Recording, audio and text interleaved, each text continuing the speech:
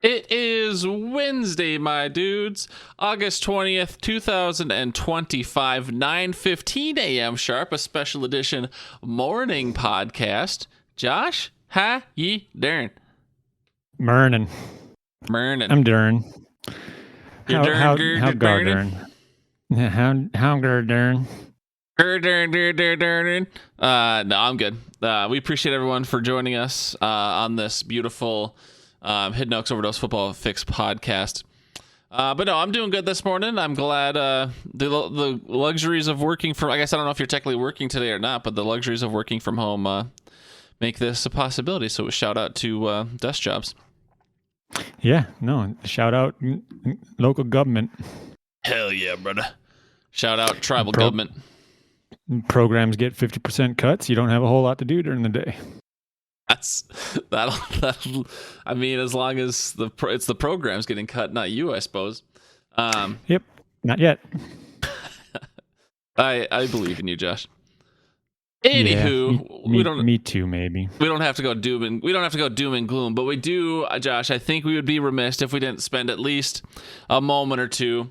I believe, I don't want to disrespect anyone, but I do believe this is the hardest hit the hood has ever been. Wait, hold on. I need to pause for 1 second. You're in that group text, right, or no? Yeah, I am. Okay. Well, I know what you're talking about, I'm guessing. Yeah, but I'm actually not going to do that because I don't know how widespread it is because it's not on Facebook or anything, is it? I don't go on Facebook. Yeah, me neither. Okay, I'm not going to. I mean, obviously, you know what I want to do. I want to do a nice thing, but I don't know how public it is. And even though we have 4 listeners, I guess this is probably not the place to do it. But you know what I'm doing. The people that know. And we'll maybe talk about it more next time. But T's and P's. Yeah, T's and P's for sure. And we'll share some fun memories last time. I know I had a couple in the chamber that I was ready to go with, but shout out. Anyways, Josh, any big updates in your life in the past week since we've last potted? I don't think so. Still got a wife, still got a kid, still got 2 dogs. Is Odin a little bit more regular? Has he had a little Activia and now he's back on a more regular bowel schedule? Yeah. So that does seem to have been improved. You could tell it's still kind of like the meds and stuff that he was on or working his way through its system, plus the diet change from, we had him on bland diet. So this dog got boiled potatoes and boiled chicken for like a week. Oh, so he was just British in heaven. He was just in heaven because that's, dogs love chicken and Odin loves everything. So it was a good time for him. And then Kaya, of course, being Kaya, needed the same diet as Odin, so she got a little bit in her dish. She didn't get a full blown meal like it, but So yeah, he's on it. But you could tell because some of those ploppers were, ground shattering. Just describing them as ploppers is enough for me. Thank you. I haven't had breakfast yet. So he seems to be doing better, and so we're not doing the 3:30 wake ups, taking him out to go, paint the fence and things like that. Excellent. Well, I'm glad your fences are less brown this week. All right. I guess we don't have to chit chat too much. You want to just hop right into the 272? Well, how are you, Gar? It's been a week. Oh shit. Yeah, I don't know. I don't think anything much has happened. I fell on Saturday night. I was at a friend's bonfire, like housewarming thing, and walking into their house after all this heavy rainfall, there's a little bit more mud than I anticipated. I fucked up my knee pretty bad, so I was glad we didn't have softball this last Sunday because it would have been tender. I didn't have to go to the hospital or anything. I'm not trying to be dramatic, but just a lot of classic raspberry as a kid, like you fall off your bike or whatever. There's a lot. It's all right over the kneecap, so every single time I need to bend my leg, you just feel like the scarring skin trying to stretch, and it's just a really fun experience. So make sure you, I don't know, I'm gonna have to walk around with fucking knee pads from now on to prevent things like this. But other than that, not too much, man. I was single for the weekend. The Bork was out of town for the weekend, so I was just getting into a bunch of shenanigans, and now she's back, so I have to behave. What kind of shenanigans do you get into that aren't necessarily Bork worthy? No, I didn't do anything crazy. I got pretty high on Friday night. And that was about it. Whoa. I Gar. know. You little rebel, you. I know. Just out there judgmenting me for years and years and Bradley for Well, decades. okay, well, let's be clear. Some of us it affected more than others, I think. I do it maybe twice a month, maybe. And it was part of an equation that maybe led to you having to go to a different school for a time or take an extra couple years in college. Is that a fair, or am I being unfair? Don't let me be unfair. Well, I think it isn't. It provided me the opportunity to extend my education and learn more than more than necessary. So come on, glass overflowing, not glass half empty here. You're right, Josh. You're just as educated as me. Yep, exactly.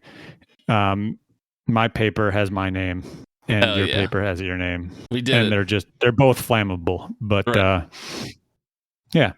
So, Gar, should we get into this? Because we've got to figure out which coaches we could trust around a grill and which ones we can't. That's true. And also a teaser for you, Josh, don't let me forget. We did get the hiddenokesoverdose@gmail.com did get a ping in anticipation for last night's show, but we'll just do it this morning. So just a little teaser for you and the fans. We have an email that we'll answer after the 272. So everyone stay tuned for that. You're welcome. But yeah, Josh, let's let you go ahead and go first. We're going in alphabetical order based on location. So the Arizona Cardinals will be first. We did a little power rankings. We had notes. We predicted their win-loss. But you have your own system about grills, and I'm on the edge of my seat waiting to hear all your grill methods. So let's start with the Cardinals. You got fire in your gut? I do want to go ahead and say that the grill method for some teams may tie into what how their rankings went.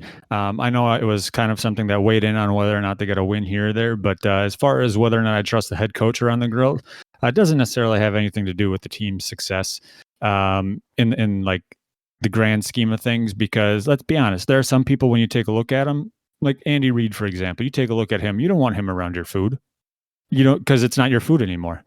Right. But you do know that the Chiefs are going to do well. So that is something to keep in mind. But starting with Arizona, I have them going 8-9 this year, so a repeat of last season. Their head coach, Jonathan Gannon. You'd think, yeah, this guy, he could probably be around a grill. Absolutely not. This goofy doofy, shots, fire in your gut. We know he's a goofy doofy, so there's no argument there.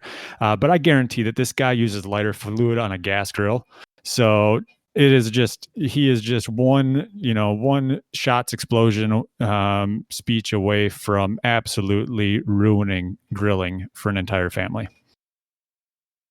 Yeah, I think, to me, Jonathan Gannon seems like the type of guy who would think he's being cool, would think he's being on edge, and he would cook like a chicken breast, quote unquote medium rare, and leave a lot of pink in the middle, and I would just fucking slap him, and that's how I would get fire in my gut from Jonathan Gannon. I'm right with you, Josh. Me and the experts have them going 9-8, so one win difference. Who cares? They did add edge Josh Sweat off of Philadelphia, and they really focused on defense in the draft. 6 of their 7 draft picks, and I think 5 of the 5. Jesus Christ, their first 5 picks were all defensive, if my memory serves. So they're really trying to shore up that side of the ball. They still have Kyler Murray. They still have, they didn't do too much on offense, I guess is also the point. So they're a believer that one more year in the system, they'll get better. Marvin Harrison Jr. is so far underwhelming, at least from a fantasy perspective. And so that's unfortunate, but all the talent in the world, eventually that kid will get his day. But I don't know. Yeah, not a lot of people have a lot of faith in the Cardinals. They have way too much talent on that team. They're such a good paper team that they're going to win. They're going to be right around 500 for sure, just because they have to get wins with all this talent, but they're not going anywhere. They're not playoff bound. I know it was very high in them last year, and I think with some more competent coaching or some more cohesiveness, this team could be a playoff contender. Maybe a divisional round or something, but not like this. I won't believe it till I see it. You have them power rank 19. I have them power rank 16. So we are all in agreement. Moving on to the Dirty Birds, the Atlanta Falcons. I have them going 8-9 behind Michael Penix, and I have no notes. This is, I think, one of maybe only 2, or maybe the only team I have no notes for. I feel like they did almost absolutely dog shit nothing goose egg in the offseason. And so, yeah, they're still trotting out the exact same squad. I don't know if they're probably in cap hell because of that deal they offered Kirk Cousins, who is now their number 2 quarterback. Michael Penix and Drake London really started to shine a little bit at the end of last season, so hopefully they can carry that into this season. But yeah, 8 and 9, I have them power rank 19. I don't believe much in this team. Middle of the road. What do you think? Yeah, I have them going 4 wins, so 4 and 13. Experts have them going 7, so closer to your prediction than mine. They're power rank 24 for me. Yeah, they didn't do a whole lot in the offseason that I'm aware of, but then again, I don't pay too much attention to the Atlanta Falcons as whole. I think the biggest news was them saying, yeah, Kirk, you're going to be number 2 here. When it comes to Raheem Morris, he's one of the coaches that I knew he was a coach. I recognize the name. He's been in it for a couple of years. But then I had to look him up. I had no idea what he looked like, who he was. So I looked him up. And when it comes to like the trust test with the grill, I said, yeah, I mean, maybe, but I think I'd have to have somebody watch him and where he'd have to have PPE. So some protective equipment to make like safety glasses, those welding gloves. I don't know. I didn't trust him. And I think that's kind of how I feel about Atlanta this year as well. Moving on, unless you have something to add. No, I mean, I think the only thing I would add is that Raheem Morris, I believe that's the former defensive coordinator for the Rams, right? Beautiful black fellow, defensive minded. Sure. Yeah. I don't know. You said you had to look him up. You think you would know? Yeah, maybe. I don't know. I didn't look that. I just Google image search. So who knows? It could have been AI. Moving on to the next team, we've got the Carolina Panthers. I actually had them going 6 and 11, so one more win than last year. So moving on up, they are my 21st power rank team. After I used my super duper in-depth analysis deduction ranking system of sorting by wins, and Dave Canales is the head coach. Who? Dave Canales. Maybe. Who? I don't know. Yeah, exactly. It is kind of a who, but so he was another one that I kind of looked up, found the picture, and I said, this guy, the team itself, this one kind of fits the team. They might surprise people because, Bryce Young, he had that benched moment last year and they came back solid. And their running backs, or they had Chuba Hubbard, who was 1,000-yard rusher last year and had a solid season. And so I said, this guy, Dave Canales, he might actually surprise me with his ability to use a charcoal grill. He might get that heat distribution just right. Might be able to spread the ball around, spread the charcoal around. And so I think that he might be a surprise on the grill master side of things. So you think he had some sort of like suburban upbringing where his dad was just an absolute killer on the Weber, and then this kid learned the tricks of the trade? Like he's almost like a grill nepo baby. Like obviously he learned from his dad, but all the skills come from his dad, right? He's not like self-made. Maybe, yeah, or he can't. I don't know how old he is. He might be. I think he's older than us, obviously, but hope so. Otherwise, I feel bad about myself. Yeah, he might be 40s, 50s. So he's probably, that probably is the case. But he might have also, once YouTube became a thing, done the whole YouTube learning sessions and really got into it that way. But yeah, I can see him with a custom apron with one of those tong holders. But then I can also see him sitting in the backyard as like a 12-year-old, sucking on a popsicle while his dad's standing there in, some green painted New Balances, jorts, and no shirt on, just tossing hamburgers over his shoulder to land on the grill with a nice little sizzle. I respect it. All right, so you have them going 6 and 11, power rank 21. I have them power ranked 25, also going 6 and 11. The experts have them with 7 wins, so we're all right in there. Like you already mentioned, they went 5 and 12 last year, so very little improvement, very much status quo.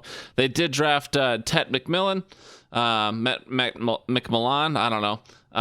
But yeah, they have the same head coach, so maybe that'll do something for Bryce Young.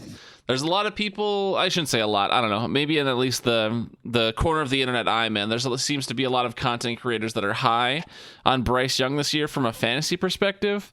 Who knows if that'll translate into real wins and losses, but those are the rumblings I've been seeing. I'm not sure I'm buying it. I'm not sure he'll be on my draft boards anywhere, but so maybe a little bit more excitement from this offense this year with a little bit more stability. But yeah, I expect a very underwhelming season in terms of win and losses from the Carolina Panthers. Moving on to our first NFC North appearance, we have the Chicago Bears. I have them with 5 wins. Experts have them at 8. I have them power ranked 26.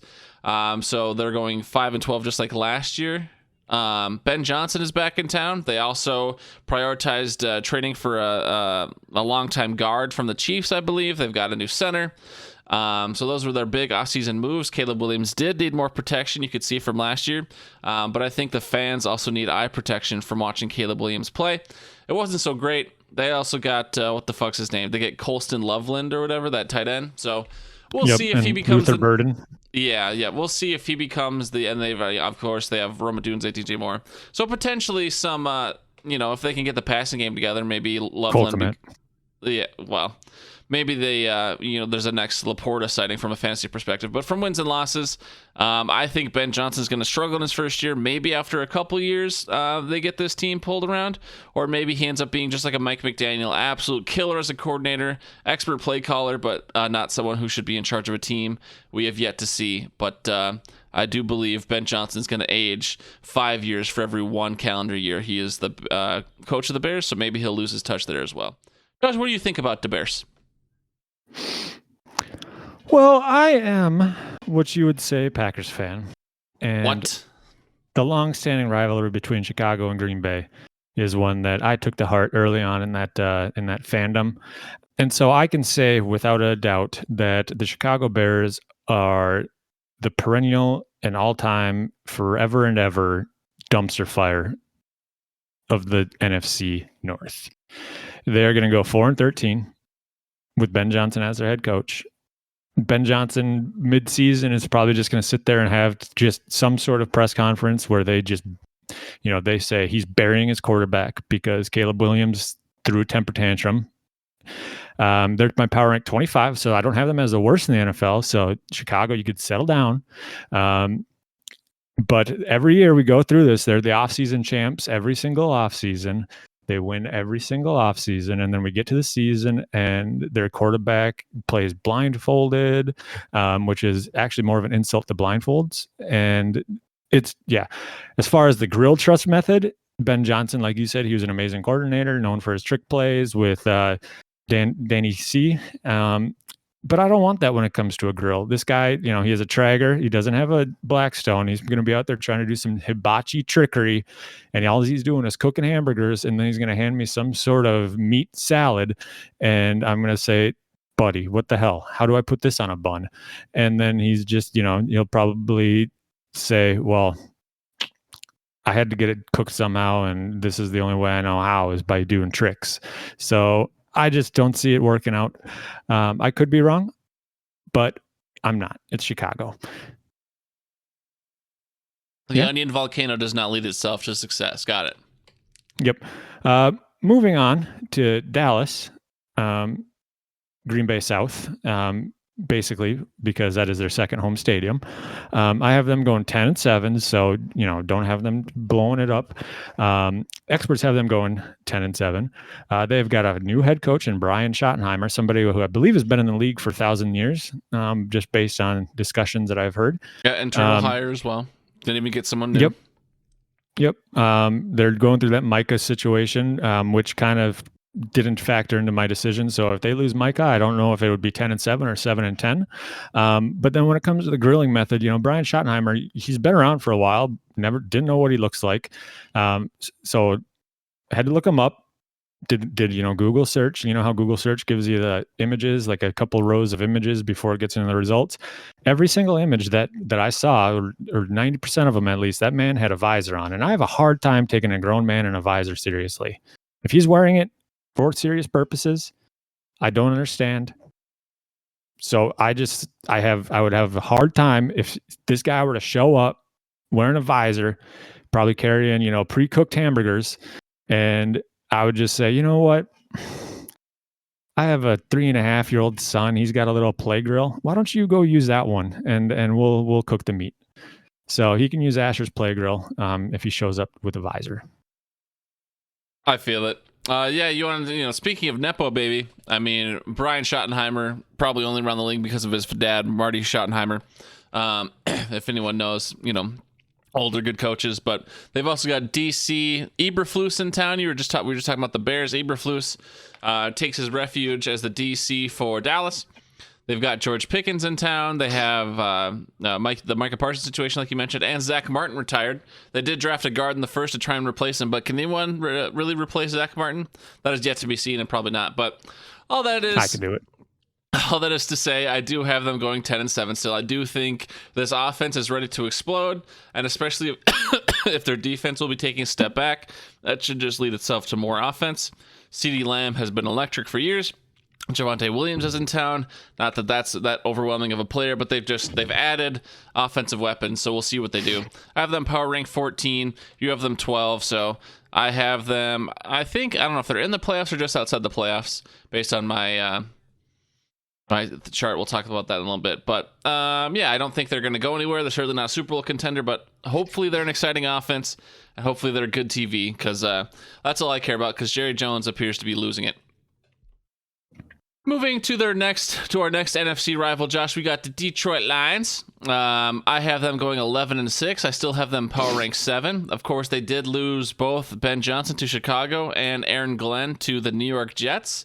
So, some teams like the Eagles, when they lost Shane Steichen, or, Sean McVay when he's losing coordinators every other year, they seem to struggle, or they don't seem to struggle. Other teams like the the Patriots, they've gotten worse when Josh McDaniels leaves town. So we don't know for sure. Of course, Dan Campbell is the heart of that team, and I don't know. We'll see how much genius was coming from Ben Johnson and how much just pure heart and soul was coming from Dan Campbell. But I still like this squad.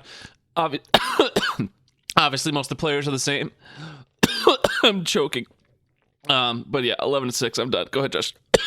Dan Campbell showed up to your house after you predicted 11-6 and started choking you, huh? I'm sorry.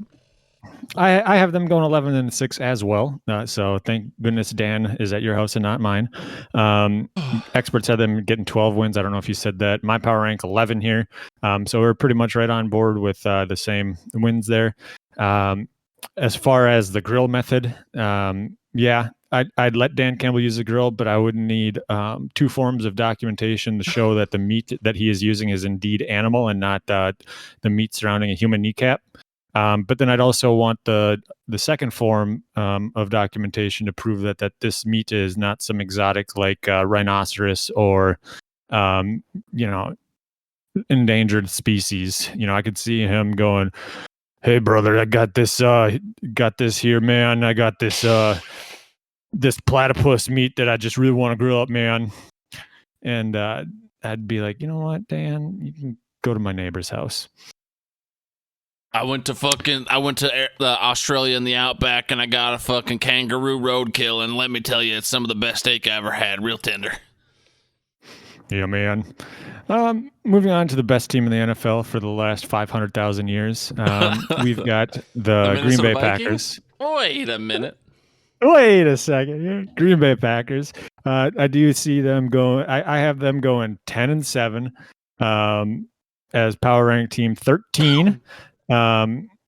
But I do think that this is kind of the Love's year where he can't really have any excuses, even though he's trying to manipulate it. So he does with his whole finger surgery on his throwing hand thumb. But it sounds like he's going to be ready for week 1, or he's already throwing. And so, but okay? I just, yeah, sorry, I was choked up reading my grill comment because it does make me sad to think. Yeah, 10-7. I feel like still a playoff team or a fringe team, going to be fighting for it going through the last couple of weeks of the season. Don't see them locking it up early, just because the NFC is kind of not necessarily top heavy, but it's very heavy throughout the entire thing, or throughout the entire conference. As far as trusting Matt LaFleur around the grill, I had a hard time actually debating or deciding whether or not I would. I feel like he looks like he'd be a guy who enjoys some smoked ribs, so he wants that to be perfection. I mean, this guy plucks his eyebrows to be handsome, apparently, according to Aaron Rodgers, but can't trust everything he says. And so I'm not sure. It's one of those things, but the one thing that really is kind of leaning me towards saying no is he seems like, he'd smoke those ribs for like 18 hours, a full day, but then he'd sit down to eat them and he'd pull a fork out. And it's just like, I just have a hard time like looking at that. Yeah, and I think you're absolutely right with your smoked analogy, but to me, I think he would also smoke that. Like, he wouldn't start smoking them at like 10 the night before, so then you could enjoy them at a convenient time, like 4 the next afternoon. He would start smoking them at like 5 in the morning, so then you couldn't enjoy them until like fucking midnight or however else that math works out. So I think he would be very inconsiderate with his timing. Like, he would have a dinner party, but then the meal, it'd be similar to like Michael's dinner party from the office. It'd be like everyone shows up and then they haven't even dinner won't be ready for 5 hours. I think that's the kind of thing Matt LaFleur would do to try and have some friends come over and have more company. That's the vibe I get.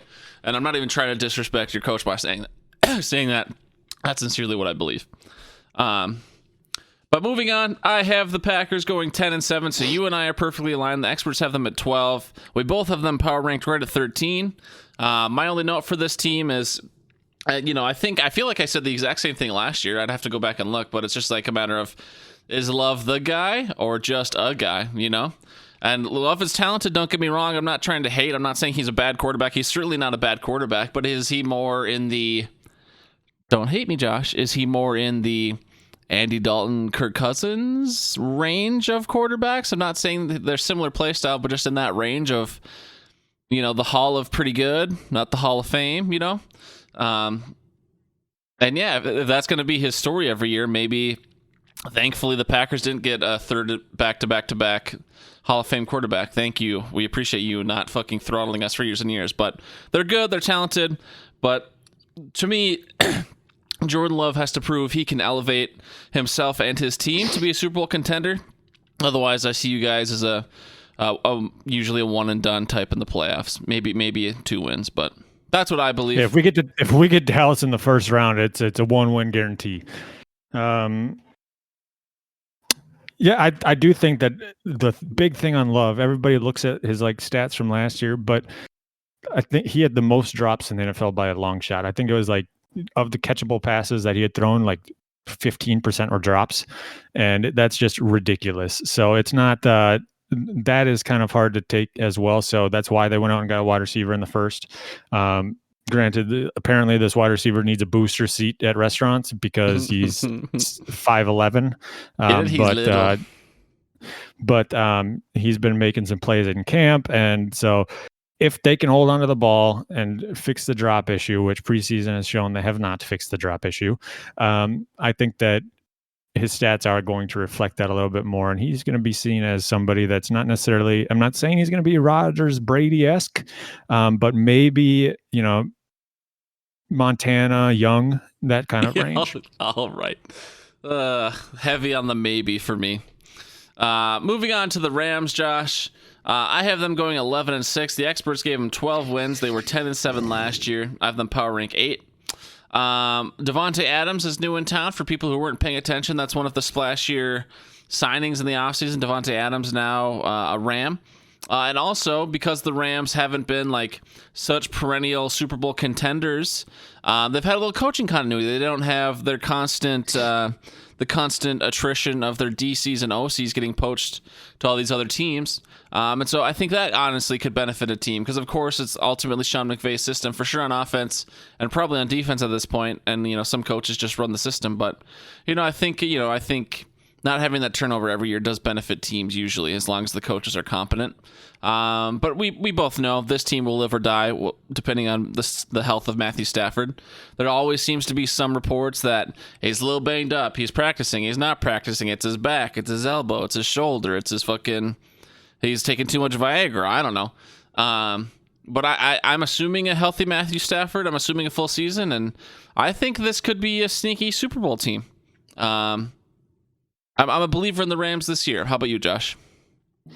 Yeah, I'm a believer as well. I had them going 12-5, so one more win than you. The experts have them taking 12 wins as well. They're my power rank 9. I would say that, their defense is super good, just based off last year. Getting Jared Verse seemed to really boost that defense. He was, I I mean, him and Edgerrin Cooper were kind of talked about as like not the steals of the draft because they were early picks, but like the top performers as far as rookies go on defense. And I might be the only one that was saying that about Edgerrin Cooper, but I was saying it. Ladies. Sean McVay, still their head coach. As far as the Grill trust, yeah, I definitely trust him. I mean, you could tell that he'd be somebody that takes it seriously. He'd want it to be good. The only thing that I'd have a problem with is that he'd hire somebody to hold a spatula when he's not using it, and that, you know, it's just hold your tools, buddy. But yeah, so Sean, I do agree that this is kind of a sneaky good team, but it all kind of hinges on that health of Matthew Stafford. Moving on to if this were a baseball league, moving on to the AAA team in the NFL, the Minnesota Vikings. Fucking dare you! I have them going 10-7, so same as Green Bay. Don't get your panties in a bunch. Experts have them getting 10 wins as well. They're my 15th power rank team, just based on the alphabetical organization after sorting by wins. But as far as changes, they kind of revamped their lines, I'm guessing, because that's kind of what they always do. They needed to do. They have a super speedy wide receiver in Jordan Addison, who's serving a 3-game suspension. Justin Jefferson has a banged up hamstring, so that's fun. They've got the Joker at quarterback, who listens to the brown tone before games. And yeah, as far as trusting Kevin O'Connell around the grill, I guess, just because. Come on. You know he'd be good on the grill. I mean, I've seen his interviews. He seems like a cool dude to talk with and chat with. So yeah, I'd trust him around the grill, I guess. I know it's begrudgingly for you. You don't, it's tough. It's tough when your rival team has a cool coach. I get it. Yeah, so it's yeah. I guess. Gar, what did you say? It's okay. It's not my fault that fucking Matt LaFleur is a goofy fucking doofus. He's not goofy. He seems so like. What do you mean he wasn't goofy when he was trying to go out of his way to? You don't remember when he was like trying to pump up the home crowd? I mean, yeah, he's goofy, but he's not like Jonathan Gannon goofy. Matt LaFleur is just very. I agree. Matt LaFleur is he's a preppy goofy. He's a prep. That's what it is. Yeah, that's what Matt LaFleur is. Kevin O'Connell is kind of like he's a semi-prep jock, and it's just, he's kind of in that mix where it's like, I guess you're kind of cool, but right. Yeah, I don't know. But the difference being Kevin O'Connell just naturally has friends, and Matt LaFleur has to try to have friends. That's the only difference. And your team's good. But anywho, Josh, my Minnesota Vikings. Anyone who's been friends with me knows that I've been pretty conservative in my estimates for JJ McCarthy. I'm certainly not sitting here saying he's the savior, but with this exercise, you predict all 272 games. After looking at our schedule, even knowing we went 14-3 last year, I thought giving us 11 wins, which is what I did, was more about our opponents than it was necessarily about our raw ability. So I wasn't putting us over the best teams. I was just like, oh, we can beat the Bears. Obviously, we can beat these other middle of the road teams. Sure. So that's more where I came from. So it's not me saying JJ McCarthy is the second coming, but the experts have us at 10 wins. I have us at just 11. I think that's pretty reasonable. As you stated, we revamped our offensive and defensive lines a bit. We got a guard and a center, and I forget who the defensive linemen are. I don't really care. They're not that sexy positions. I have us power rank 9. I don't think I have us winning the division. That would be Detroit, I believe. So wild card team. I don't think we're a Super Bowl contender. Of course, we've seen that Kevin O'Connell can, at least for flashes, make a QB out of anyone. We saw fucking Josh Dobbs flash. We saw Sam Darnold do really well last year. So, McCarthy got a redshirt year, essentially.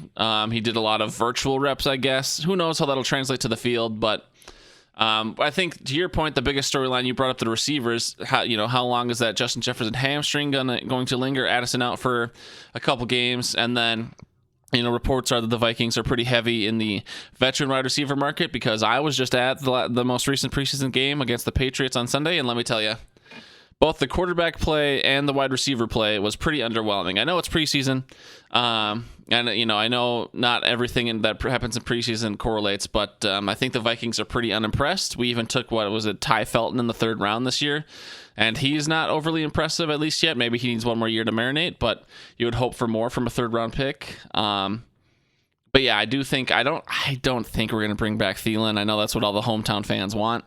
I don't think Thielen's going to be coming back to town. And I think Amari Cooper will want much more money than we would offer him as a number 3 wideout. But I do think the Vikings will be picking up and or trading for a wide receiver here in the next coming days, certainly before the season starts. But yeah, I have us at 11 wins, wildcard team, and pray for the best. Moving on to the New Orleans Saints, I have them going 3-14. The experts also have them at 3 wins. I have them power rank 30. It's not their fault that Derek Carr retired.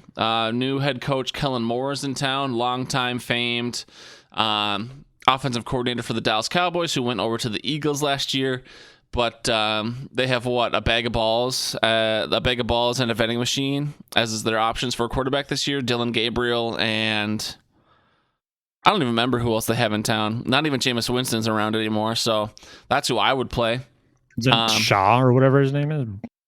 I don't know, and I don't care. We know Kellen Moore is one of those creative types, similar to Ben Johnson, but maybe next year they can draft Arch Manning or something. Not this year. 3-14. Josh? I have them going 3-14 as well. I think we are kind of in agreement on it, as well as the 30th power rank.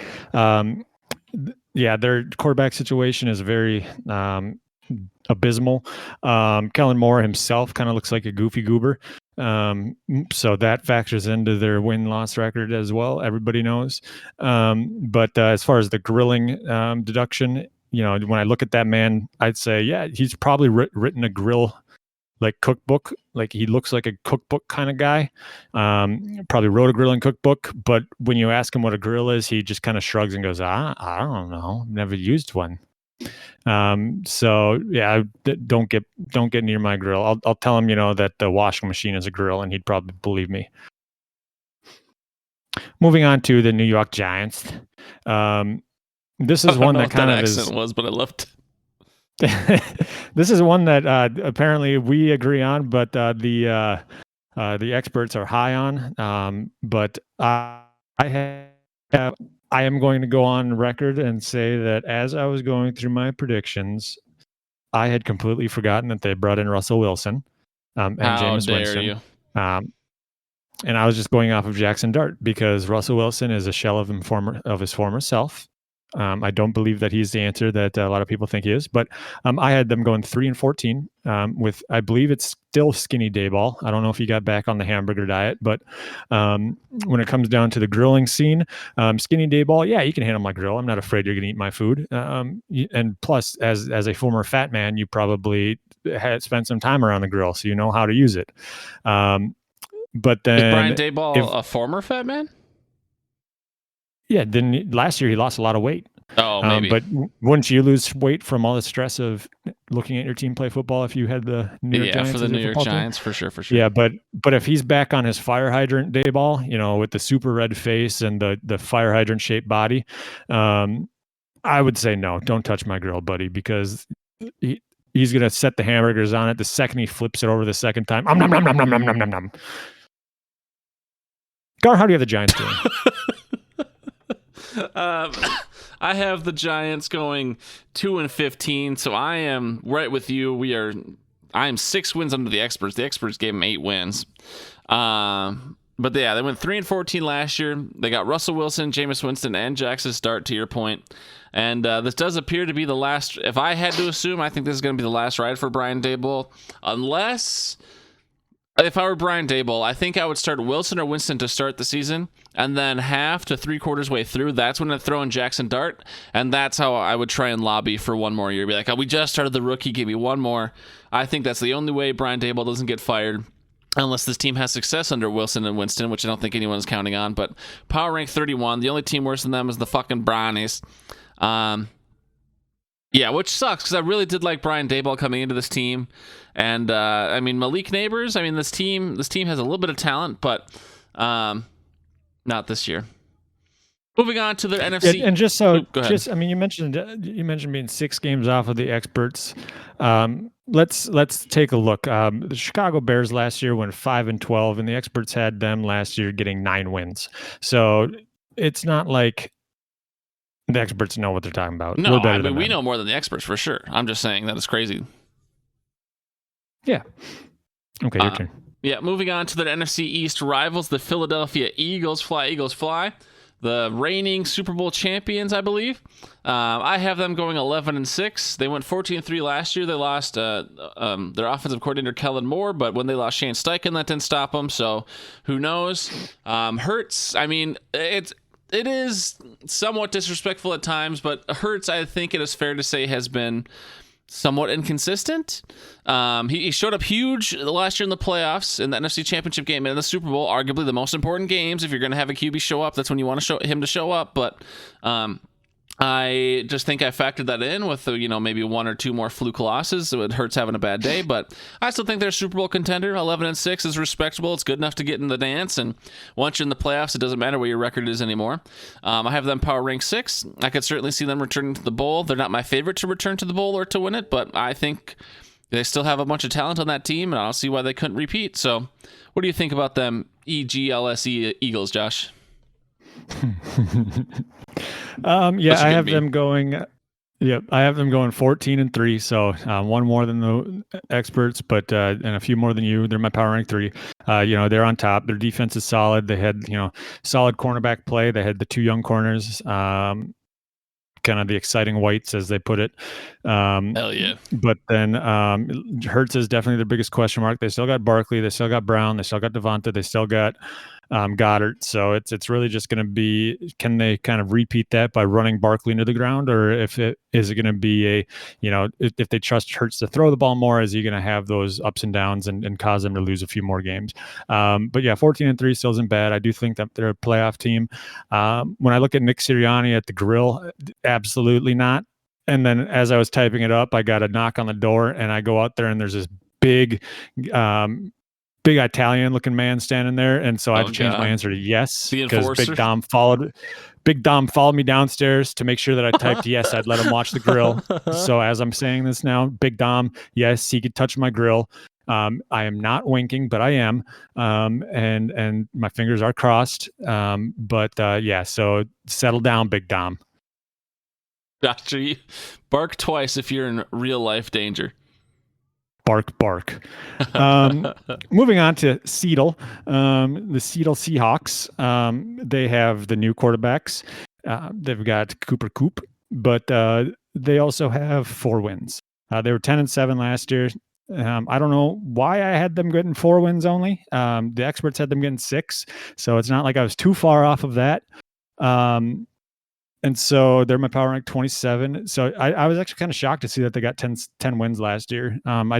They were just kind of out of the news, it seemed like. I don't know if did they have Lockett on the team last year at all? I don't know. I don't know if he was banged up or not, but I believe he was still on the team. But yeah, they lost DK. They got a new head coach. He's another one that I had to look up to see.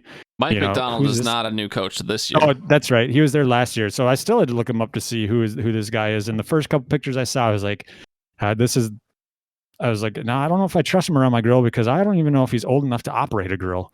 The guy's got a baby face, at least in the pictures that I saw. So he can sit over there at the kids' table with Asher and watch the grown-ups operate the grill. Gotcha. I mean, I'm expecting an underwhelming season from Seattle as well. I don't have them going quite 4-13. I have them going 8-9. After their 10-7 last year, Darnold and Kupp are new in town. Clint Kubiak, if anyone remembers his Vikings run, he is now the OC in Seattle, so that'll be fun. I have them power rank 21. It is one of our bigger swings. I mean, we have a 4-win difference, but if they're not making the playoffs, it doesn't really matter. It's not really material for you and I. But I don't know. I think. Do I think Darnold's going to play as well as he did last year? No, which I think is unfortunate. But I'm still happy to watch him get paid. And their wide receivers are JSN, and then an old Cooper Kupp, and then I don't believe they even have a third receiver. I don't know. That's going to be their biggest problem. Jake Bobo? That's going to be their biggest storyline of the year, is going to be their absolute ghost town at wide receiver, I think. So that's not Donald's fault either. You know, he goes from having the luxuries of Jordan Addison and Justin Jefferson, and when he's not constantly dropping the ball, T.J. Hawkinson, to, I don't know, they even cut Noah Fant, right? So, I mean, like, there's not that many pass catchers in Seattle. So I think that's going to hamper their progress unless they just run Zach Charbonnet and Kenneth Walker through the fucking dirt. But yeah, underwhelming things in the Northwest. Moving on to their Western rival, Josh, the San Francisco 49ers. I have them at 11 wins, and they're not the confident 11 wins, but that's one more than the expert. The expert has them at 10. I have them power rank number 10 as well. They went 6-11 last year. Potentially the biggest storyline for them is Robert Saleh is back in town. Their first 5 draft picks were defense, so maybe I confused the Giants, or the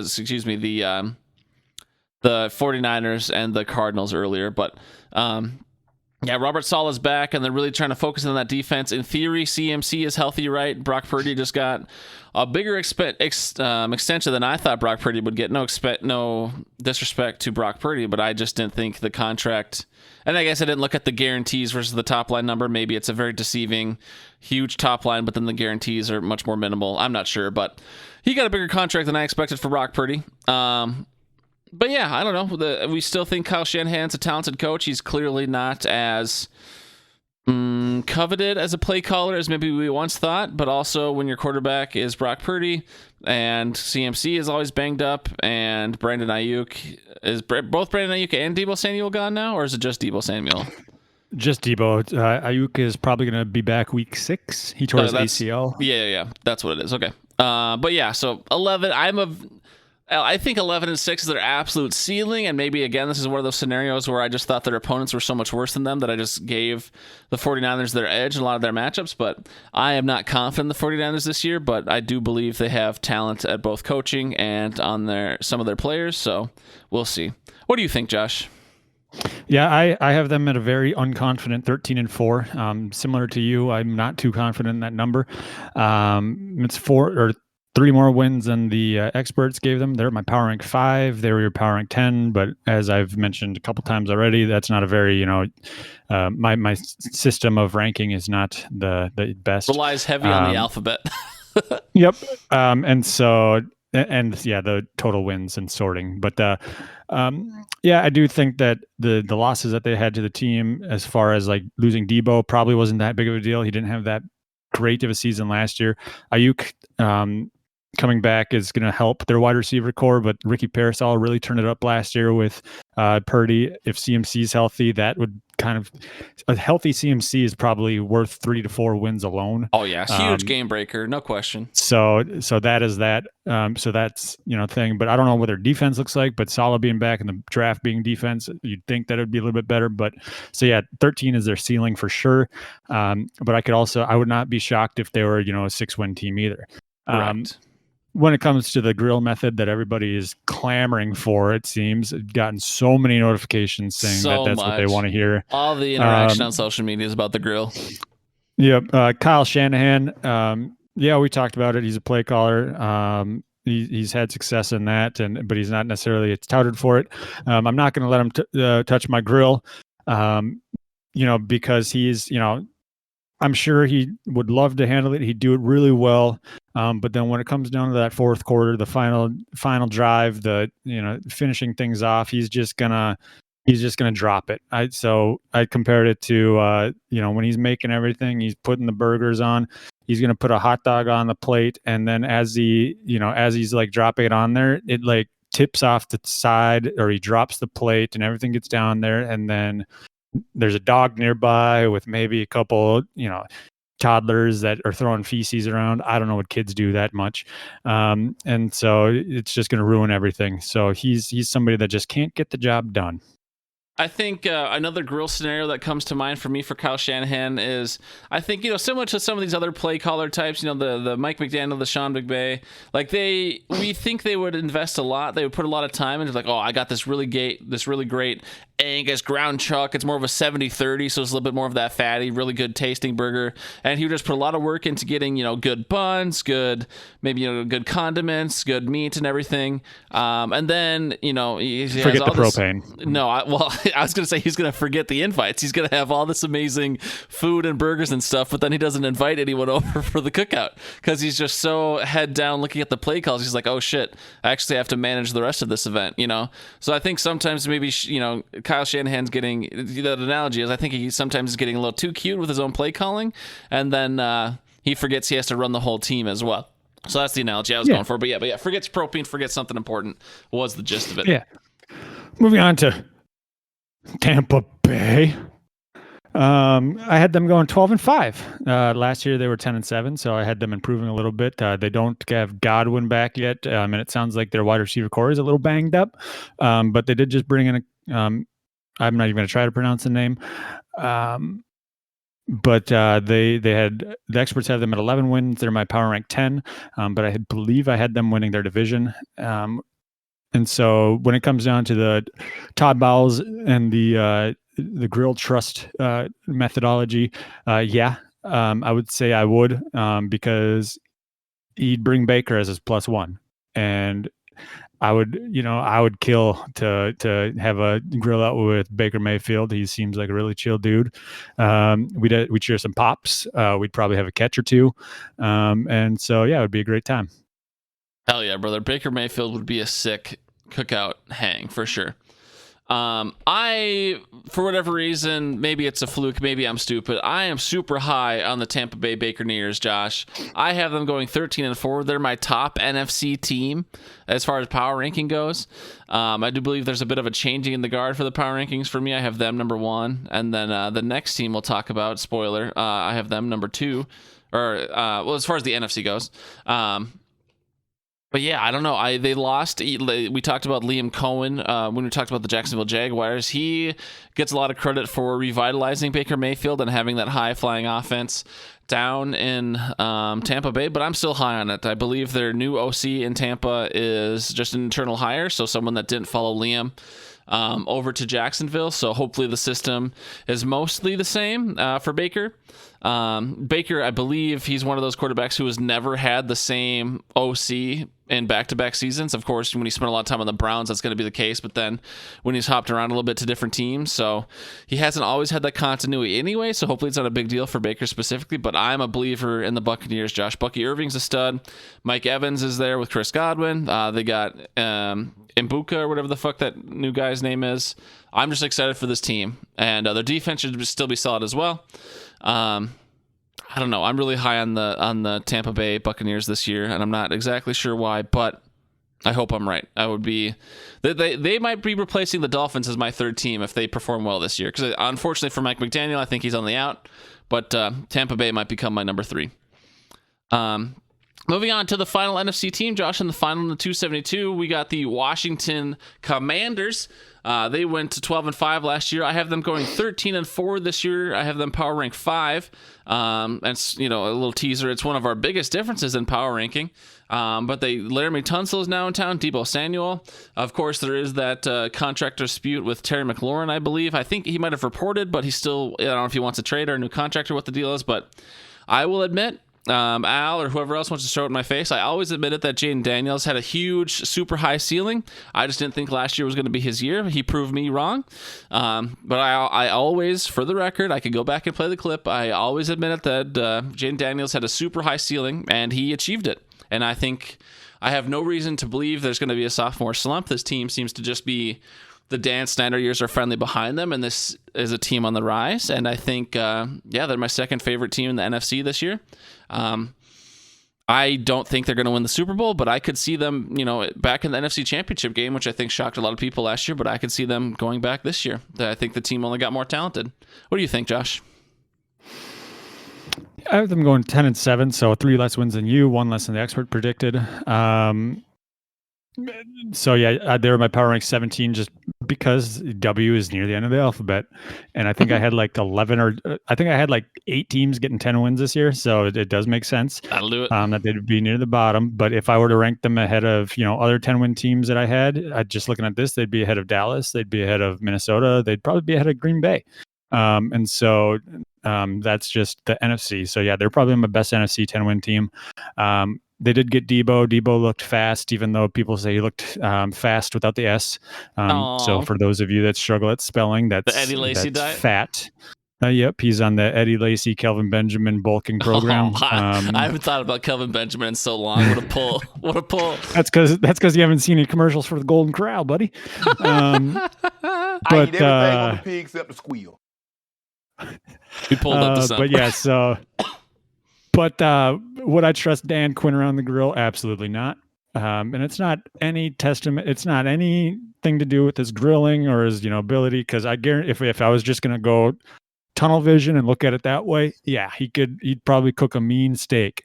But no, I'm not gonna invite my grill out to operate my grill, because the second the lawn games come out, that man's gonna turn his hat on backwards, kick my ass in every single one, and then laugh. Tell my son that I'm not good at bags, I'm not good at jarts, I'm not good at anything, and he's just going to laugh in my face, because that's the kind of coach Dan Quinn seems to be. Well, here, and I don't know if this will make you like him better or worse, Josh, because I know, since we're good friends, I know you're really high on this grill item. For whatever reason, as you were talking about the Dan Gamble grill situation, you saying he'd cook a mean steak didn't feel right to me. Dan Quinn seems like a huge brat guy. He seems like he'd be grilling up brats. And I don't know if that makes you like him better or worse, but he just really gives me brat vibes. Well, like I said, the grilling, if I were to just separate it out to what he's grilling, then absolutely I'd let him handle it. So yeah, he could, if he's making brats, totally. Still not going to change my mind, because I do not need him to go over there and beat me in all these long games in front of my son. Yeah, it is a little emasculating. You gotta protect the masculinity of the household. But all right, that's all 32 teams. It's 272 games. Really quickly, Josh, I'll just go through my playoff scenarios, and we don't need to spend a lot of time because we still have one more question, and we are all about to hit an hour. It doesn't feel like an hour. I think there's been a very good and flowing podcast, but it has been an hour for the listeners. So I got Tampa Bay number 1 in the NFC, followed by winning the South, followed by Washington in the East, Detroit in the North, and the Rams in the West was the top 4 teams. Then Philly, Minnesota, and San Fran being the wild cards. I got Buffalo winning the AFC, the East, and the conference, with Baltimore winning the North, Kansas City winning the West, and Houston winning the South, with Cincinnati, Denver, and the Chargers, 3 teams from the West ultimately. They round out the wild card teams. I genuinely believe this is going to be the Buffalo Bills year. Last year, I know during this 272, no one will remember, but I had regression in the Bills, and I don't think so this year. I think for whatever reason, I feel like this is the Bills year. This is their opportunity to get over that hump. They're going to get over the Chiefs hump. They're going to get over whatever they need to get over, and this is the Bills year to win that bowl. I don't know why, but I feel that deep in my plums. You can plug in anyone. I don't care. Plug in Tampa Bay or Washington. As younger teams get there, maybe the Rams get there. Fuck, maybe San Francisco. I don't care what NFC opponent you put in for the Super Bowl. I'll say it's going to be Tampa Bay just for my own high beliefs, but it's going to be the Buffalo Bills year to win the Super Bowl. What do you think, Josh? Well, I had them losing the Super Bowl, but as far as the playoffs go, I had Philadelphia as the first seed in the NFC, then San Fran, then Tampa Bay, and Detroit, and then the 3 wildcard teams. I had the Rams, Dallas, and Green Bay. But like I said, if I were to actually go through and do it, not based on alphabet and everything, Washington would probably be in there over Dallas, because in the AFC, I have Baltimore, Kansas City, Buffalo, Houston as the division winners, and then Cincinnati, Denver, and Los Angeles Chargers as the wild card. I had Philadelphia beating the Buffalo in the Super Bowl because, Philly's defense is solid. They've still got Barkley. They've still got Brown and Devonta, Goddard, and Hurts. So it's not like their core is gone. So it's, just based off last year, they'd had a pretty controlling win. So that's what I had. As far as Buffalo goes, I could see them winning it too. Hence why they're in the Super Bowl.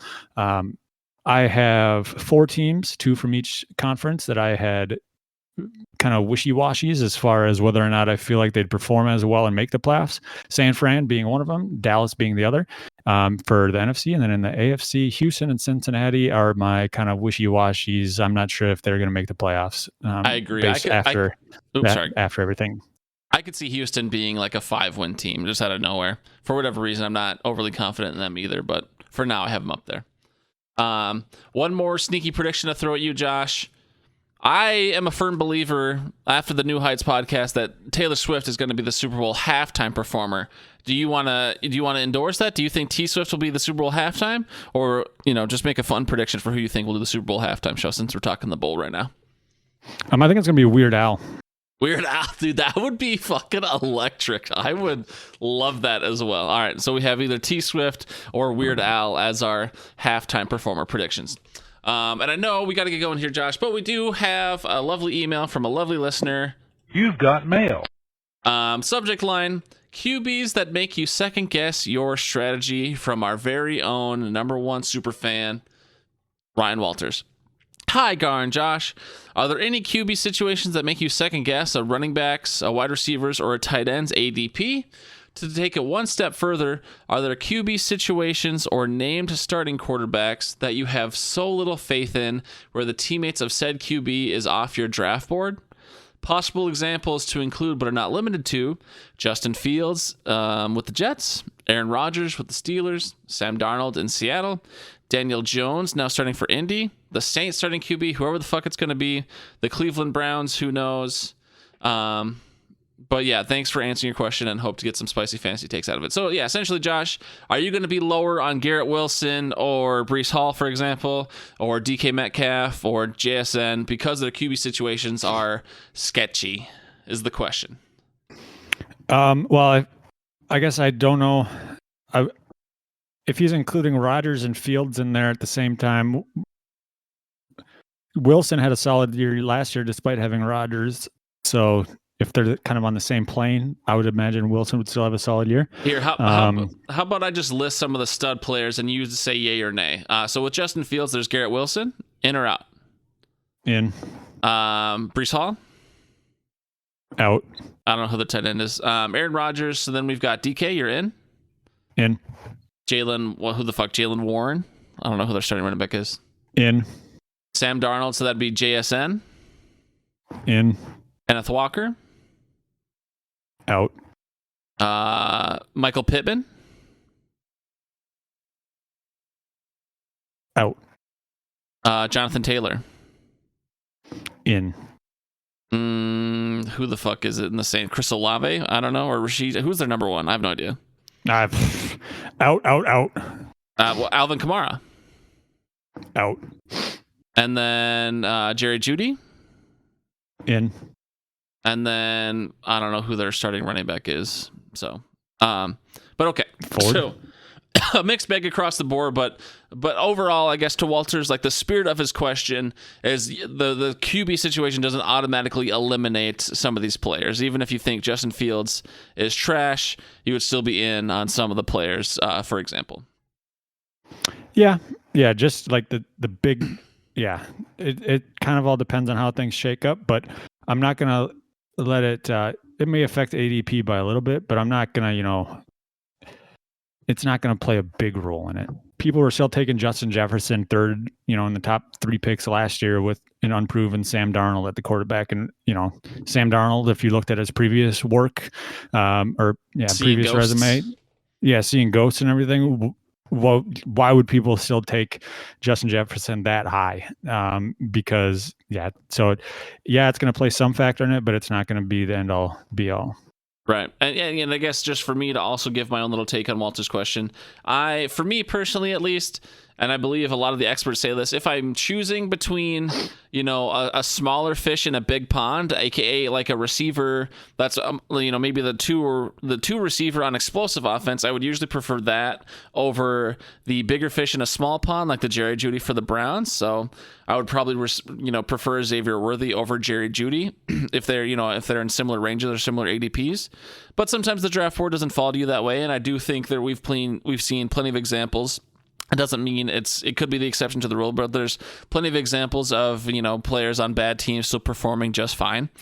It's not my preference, but I don't think it ultimately eliminates or much worsens the ADP. I think ultimately most people, the hive mind of the fantasy community, that QB situation is already baked into the ADP. So I don't personally, peg it down much further for my own rankings or my own ADP. I feel like that's usually baked in already. And I don't usually go off ADP. I usually try and use these different tier lists and things when I draft, so I don't pay as much attention to the ADP. I try and pay much more attention to some of the measurables or the value-based drafting that I know Josh talks about every year. So I don't really care so much about ADP so much as their opportunities and this and that. But yeah, I wouldn't be overly afraid to draft Garrett Wilson this year. And I think Justin Fields being his QB is already baked into his ADP. So that's what I believe. But yeah, with that, terrible question, Walters. No, I thought it was a good question. I'm just giving him a hard time. Yeah, Walters, you fucking suck, you piece of shit. I'm trash. That was Walter saying that. All right, but that does it for our podcast, Josh. We can go ahead and get going here, back to our super busy work days, obviously. Normally in the preseason podcast schedule, next week we would be grading our draft, but obviously our draft isn't happening. I guess obviously to us, not to the listeners, but our draft this year isn't happening until Labor Day because we've had some things come up that made us move the draft. So I think maybe if we want a podcast next week, Josh, I know you posted a link to it. I don't know if it was you just texted it to me or if you put it in the Discord, but if you'd be willing to take on a task, you can just tell me to go fuck myself, but if you'd be willing to look more into that NFL stock exchange thing, and maybe, after we do some more research and you let me know how it looks, maybe we can do that. If it looks good enough for us to play in, either to copy the guy or just for us to, I don't know, jump in ourselves. We could be more of the pod play along this year, because I know it was, we had some participation last year, and maybe with someone better running and a better system, maybe the NFL player exchange thing could be something this year. So would you be willing to look into that, and potentially we'll podcast on that next week? Poor apples. All right. No promises. Because I'm not, I'm still in commissioner mode here, trying to get my leagues filled and all my dues and everything. I'm not promising a lot of help to Josh, so if he doesn't want to be solely responsible, I respect that as well. But otherwise, we will see you in a couple weeks. We still have to do our draft grades, and we still have to do we could also do our season predictions early. But I think we usually like to do that after we've done all our drafts. So we'll figure out exactly the podcast schedule, but we still have content coming for you guys with the draft grades and the season long studs and duds and our fantasy booms and busts and things like that. So we'll be seeing you guys soon. If not next week, then everyone, good luck in your drafts, and we love you, and we'll see you later. I got paid to podcast today. Hooray. Good job, Josh. We're pros. Yep. I was supposed to give a client a call at 10 o'clock, though. I realized. Whoops. Oh, my bad. I could have tried to move along much faster. They emailed me at 9 o'clock this morning, so... Call me in an hour? Bro, I need 3 days notice to make a phone call. That's usually... I need 3 days notice to check my schedule. Three business days, also. Not just, they don't expect a phone call on a Monday from a Friday email. No shot.